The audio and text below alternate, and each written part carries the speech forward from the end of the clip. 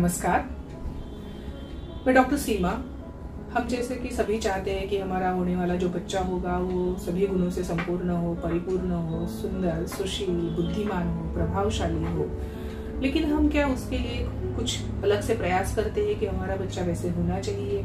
कई सारे लोगों को ये भी प्रश्न होगा कि क्या उसके लिए अलग से कोई विधि होती है या फिर ऐसा करना जरूरी होता है। प्रेगनेंसी रहना ये अगर एक नेचुरल फिनोमेना है, डिलीवरी होना, बच्चा होना ये अगर नेचुरल फिनोमेना है तो उसके लिए अलग से प्रयास क्यों करना? तो वैसे नहीं है, क्योंकि अगर हम चाहते हैं कि हमारा बच्चा सभी गुणों से संपूर्ण हो तो उसके लिए हमें अलग से कुछ विधियां होती है, कुछ संस्कार उस पर करनी चाहिए जिससे वो सभी गुणों से परिपूर्ण बने। पुराण कालों से महाभारत, रामायण, आयुर्वेद इन सभी ग्रंथों में उसका उल्लेख आया है। इसे हम कहते हैं गर्भ संस्कार। क्योंकि बच्चा जब गर्भ की अवस्था में होता है, गर्भाशय में होता है, यही पहले दिन से 90 महीने तक ये जो ड्यूरेशन है, निर्णायक अवस्था कह सकते हैं कि उसका जो मानसिक भाव होगा, नैतिक मूल्य होंगे, उसका शारीरिक आरोग्य, उसका स्वभाव ये डेवलप होने के लिए ये एक उसका बेस होता है।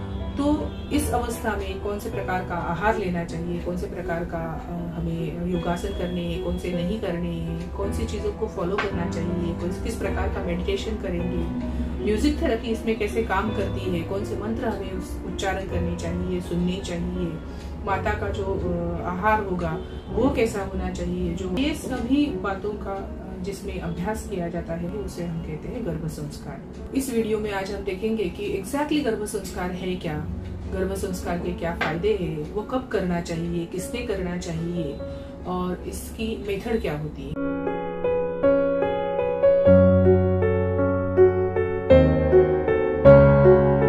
सबसे पहला जो प्रश्न है, गर्भ संस्कार आखिर है क्या? आयुर्वेद में 16 प्रकार के अलग अलग संस्कारों का उल्लेख है। तो उसमें गर्भाधारणा से लेके हमारी जो अंत्य संस्कार हम जो कहते हैं, मरने के बाद हमारे ऊपर जो किया जाता है, तो ये अलग अलग प्रकार के जो हमारे आयुष्य में अलग अलग स्टेजेस पे जो संस्कार होते हैं उनमें से एक है गर्भ संस्कार। तो गर्भ की अवस्था में गर्भ के ऊपर अगर अलग अलग प्रकार के संस्कार करते हैं तो जो होने वाली प्रजननी है अच्छे से गुणों से परिपूर्ण होगा। संस्कार ये जो बात होती है ये एक विधि है, क्योंकि अगर हम कोई चीज पुनरावृत्ति करते हैं, पुनरावृत्ति से उस कृति को करते हैं तो हमारा स्वभाव बन जाता है। यही संस्कार करने की विधि है। और गर्भ के काल में गर्भाधान जब होता है, प्रेगनेंसी रहती है, तब से 90 महीने तक अलग अलग स्टेज पे, अलग अलग महीने में हम गर्भ के ऊपर अलग अलग प्रकार के संस्कार करते हैं। अलग अलग आहार, व्यायाम, म्यूजिक थेरेपी, मेडिटेशन, मंत्र, इनका जो अभ्यास करते हैं उससे गर्भ में अलग अलग भाव उत्पन्न होंगे, वो गुणों से परिपूर्ण होंगे। क्योंकि आयुर्वेद में जब गर्भधान होता है तो कहा गया है कि गर्भ में अलग अलग प्रकार के भाव उत्पन्न होते हैं, जैसे कि सात्विक भाव है, रसज भाव है, आहारज, मातृज, पितृज, तो ये अलग अलग प्रकार के भाव होते हैं। तो इन्हीं में अगर हमें जैसे चाहिए वैसे अगर बदलाव चाहते हैं, उसमें वैसे गुण चाहते हैं, तो हमें उन बातों का अभ्यास करना चाहिए, उन बातों को फॉलो करना चाहिए। दूसरी बात आती है कि आखिर गर्भ संस्कार हमें कब करना चाहिए। गर्भाधान से लेके 90 महीने तक हम ये संस्कार को कर सकते हैं। गर्भ संस्कार के क्या फायदे हैं? गर्भ संस्कार बुद्धिमान, सुंदर, सुशील बालक को जन्म देने के लिए करते हैं। तो अगर हम चाहते हैं कि बच्चा सुदृढ़ हो, मानसिक रूप से परिपूर्ण और बलशाली हो, क्योंकि अगर माता का आहार जो स्पेसिफिकली आयुर्वेद में कहा गया है हम उसका पालन ना करें तो गर्भिणी जो है अगर वो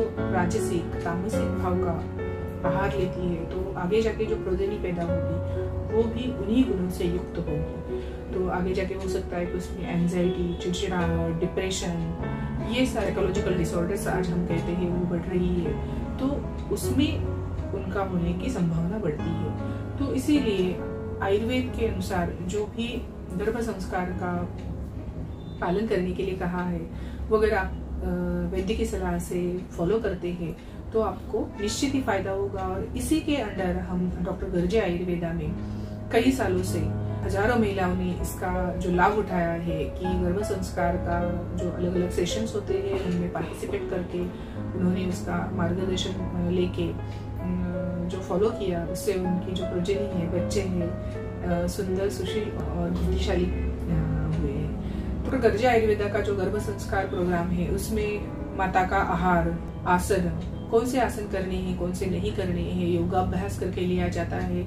म्यूजिक थेरेपी का यहाँ पे सेशंस होते हैं, मंत्र उच्चारण, अलग अलग प्रकार के गर्भ संस्कार के जो सेशंस है उसमें ब्रेस्ट फीडिंग, इफेक्टिव पेरेंटिंग, जो रिलेटिव्स है, होने वाले बच्चे के पिता माता, वो कैसे इसमें इन्वॉल्व हो सकते हैं, उसका स्पेसिफिकली कौन से प्रकार का आहार होना चाहिए, जो ट्राइमेस्टर वाइज हम आहार कहते हैं या मंथ वाइज, अलग अलग मंथ में अलग अलग आसन के हैं, अलग अलग आहार कहा गया है, तो उसका पालन कैसे हो, ये सभी बातों का मार्गदर्शन आपको एक जगह पे मिलता है। तो आप जरूर इसे ज्वाइन करें और इसका लाभ लें, जिससे होने वाली जो प्रोजेनी है वो अच्छे से पैदा हो। और गर्भ संस्कार में माता का जो रोल होता है, माता गर्भिणी का जो रोल होता है, उसका भी ख्याल रखना उतना ही इम्पोर्टेंट है। हेल्दी मदर होगी तो ही हेल्दी बेबी को जन्म देगी, और यही जो चिल्ड्रन होते हैं वो आगे भविष्य है, वही हमारे देश का, हमारे पूरे समाज का भविष्य डिसाइड करने वाले हैं। जो भी कपल्स चाहते हैं कि